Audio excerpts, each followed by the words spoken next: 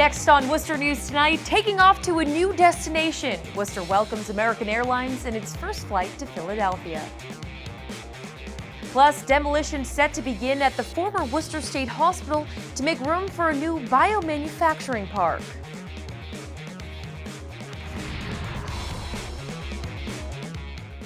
Good evening and thanks for joining us. I'm Bottary.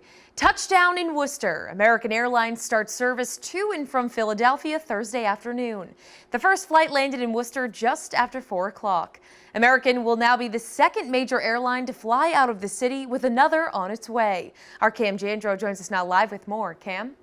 Anna, you can now fly to Philly, JFK, and multiple parts of Florida without even having to leave the city of Worcester. A lot different look now than, say, 10 or so years ago, and for some, it's just another feather in the cap for the city of Worcester. American Airlines touches down in Worcester for the first time Thursday. Flights to and from Philadelphia will now be available twice a day out of Worcester Regional Airport. This is a very important entity for central Massachusetts. The population is growing. The city is going through a renaissance. Business is growing. Population is growing. It's all intended to invite and enhance airlines like American Airlines to join us. American is the second airline to fly out of the airport, joining JetBlue. Flights will depart daily at 9:30 a.m. and 4:40 p.m. American's Regional Director of Government Affairs, Daryl Towns, says Worcester's recent success made it a good choice. But there's also a lot going on in this area with the great educational institutions, and it's just a great region of the country. The link to Philadelphia connects travelers to more than 115 destinations in more than 20 countries. With their 2 flights operating to the Philadelphia hub, opens up the market throughout the country, throughout the Caribbean, Latin America, even European flights. The flights are expected to favor the business community in Massachusetts. In about an hour, a plane can take off from Worcester and touch down in Philadelphia. Philadelphia is one of our most boisterous East Coast hubs, so it gives us an opportunity to put a short regional together. You can get down to Philadelphia at the beginning of the business day and get home by dinner time. If you have a longer trip, you need to go to other markets, there are hundreds of connecting opportunities between those 2 flights. Now, prices for these flights will vary, but for example, we tried booking a flight Friday into Saturday, and for a round-trip ticket, it was about $400. Davis says he's excited American is finally here in the city of Worcester, and now they're on to getting Detroit. Anna? Thanks, Cam. A $2 million grant awarded to the Worcester Regional Airport will make it easier for some passengers to get onto flights. Currently, passengers have to go out on the tarmac to board flights leaving from 2 gates at the airport. A $2 million federal grant will allow Massport to add passenger jet boarding bridges to gates 3 and 4. Construction began last month and is scheduled to be complete by September of 2019. The 8th annual Harvey Ball was held at the Palladium tonight, honoring someone who's done something to make Worcester smile. The Worcester Historical Museum says there were many submitted candidate suggestions. The museum's Board of Trustees voted and are presenting this year's Smile Award to Cliff Rucker. Cliff Rucker, who has invested in downtown Worcester, the railers, and is part of the vision for a revitalized Worcester. President of the Paw Sox, Dr. Charles Steinberg, was also in attendance. He says the smiley face and the heart are 2 symbols representing Worcester and possibly the new ballpark.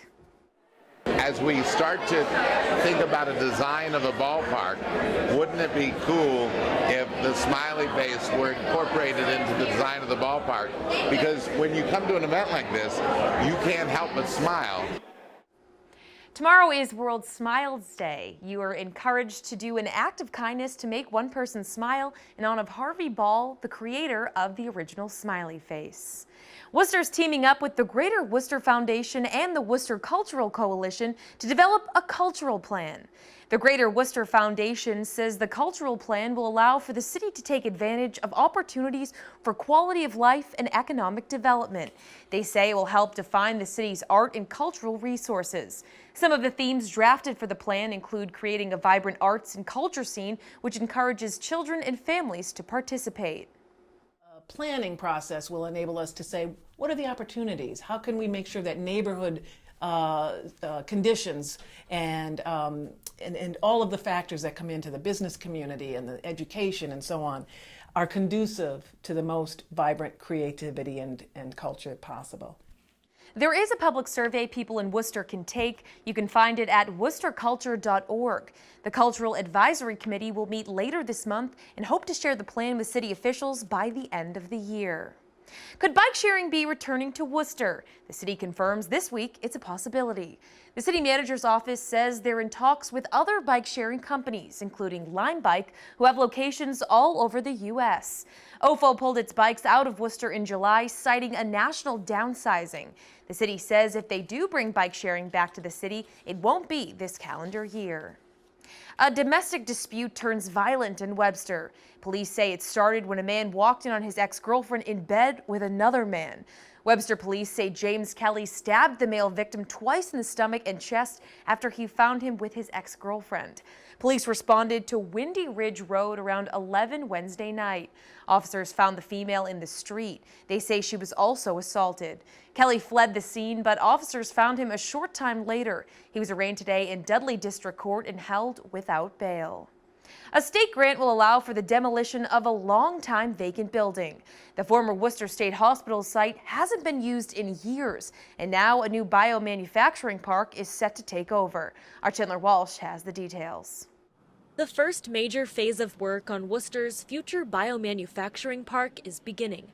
A $15 million state grant will allow the Worcester Business Development Corporation to demolish the former Worcester State Hospital's main building. This is important for creating pad-ready sites for the future industry to be developed here in Worcester. Lieutenant Governor Karen Polito says it's a big step in a long-time vision to make Worcester a leader in the healthcare and life sciences field. If we invent it here in Massachusetts, we should make it here in Massachusetts. And this industrial park for biomanufacturing will be a real catalyst for more opportunities like that. Demolition will take 9 to 12 months and is said to be a complicated process. It's a massive structure. There are a lot of contaminants in the structure in the areas of asbestos and lead paint that have to be remediated. Kevin O'Sullivan played a major role in the vision for the biomanufacturing park. He announced this week he'll step down as the president and CEO of the Massachusetts Biomedical Initiative after 20 years. He's seen the biotech industry take off in the city. Biotechnology and biomanufacturing, back then people wondered, what are they talking about? And this is the evolution of a changing economy. The park will bring more than 500 jobs and expand the city's tax base. Chinese company Wuxi Biologics plans to be the first tenant. Having a company like this Chinese company come to the United States, we're the first site they're going to build here in Worcester, Massachusetts. What's that tell you about Worcester? Chandler Walsh, Worcester News Tonight.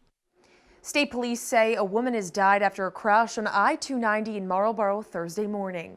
A preliminary investigation shows an SUV crashed into the back of a Dodge Caliber. A 19-year-old woman from Brimfield was a passenger in the Dodge. She was later pronounced dead. The Marlborough Fire Department says there were multiple injuries and 2 patients had to be extracted from the vehicle. State police are investigating to determine if charges will be filed. An attack on a student at Framingham State University is now under investigation. Campus police say the student reported that while she was walking on campus Monday night, she was approached from behind by 2 men. A struggle ensued, but the student managed to escape unharmed. Campus police are urging people to report any suspicious activity. The What a Difference a DA Makes campaign is set to host the first debate between Worcester County District Attorney Joe Early Jr. and challenger Blake Rubin. The debate is set for October 22nd at Worcester State University. The campaign, launched by the American Civil Liberties Union, says the goal of the debate is to highlight the power DAs hold in the criminal justice system. They say the debate will focus on the candidates' values and specific policies related to over-incarceration, racial justice in the criminal legal system, and other issues.